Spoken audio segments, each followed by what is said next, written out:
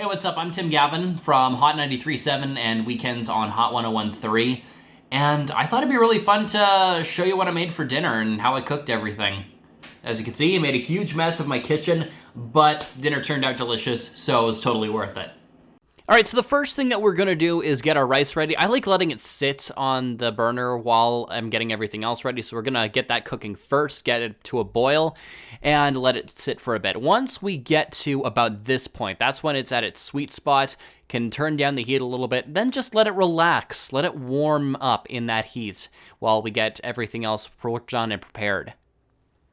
Now what we're going to do is we are going to get our bag of frozen veggies, not use the whole thing because we're only cooking for like 1 or 2 people right now, but to just pour some in the steamer basket after you get some water boiling, let it just sit there, and eventually you can check on it again in a bit.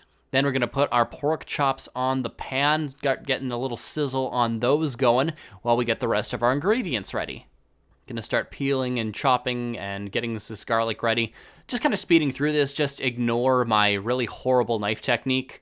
If you go a little slower on this, doesn't have to be too fancy. Just get it all chopped up.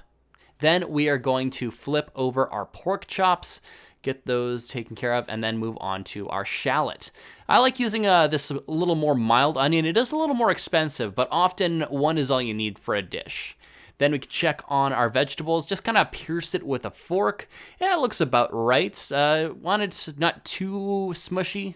Just make sure it's a little bit on the firm side, turn off the heat, then just let it relax there while we get everything else ready.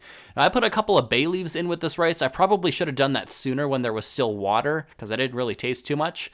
Next, get our thermometer ready and start looking at those pork chops. You want to get those up to about 160 Fahrenheit. And as you can see, I let them cook a little bit too long because I was filming this, but that's okay. They're still good. Just going to chop those up a little bit more and let those juices fall out because we are going to need those for the pan sauce.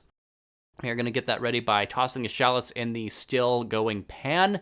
And then we're going to lob off a little bit of butter. Just let that melt in there a little bit while we get our other 2 very important ingredients. I are going to need some liquid to make this sauce. And there's a couple options that you could do. You could do white wine. But for this, I chose to go with a little bit of orange juice. Yeah, so just pour a bunch of that in there and just start getting that boiling. It's going to reduce down a little bit, get a little bit of a thicker consistency. And I like my meals a little bit more on the acidic side, so I'm also going to put in a little bit of white wine vinegar. Again, white wine on its own will just work fine. You can just use any kind of sweet liquid that you want to use. Gonna let the juices drip down in there. Oh, almost lost meat there for a second.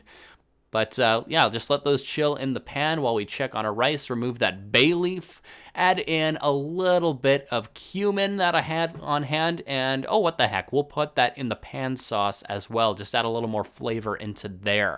Gonna fluff up that rice a little bit more too. That is looking pretty darn tasty, but I'm more excited about that pan sauce. Let's get that on the pork chops, get it a little bit on the rice too. Nice, super easy meal. Have probably a lot of these things on hand, and I know you could probably cook it a little bit better than I did here. But again, I was filming, so that's why the pork chops ended up a little bit more well done. But otherwise, it was fantastic.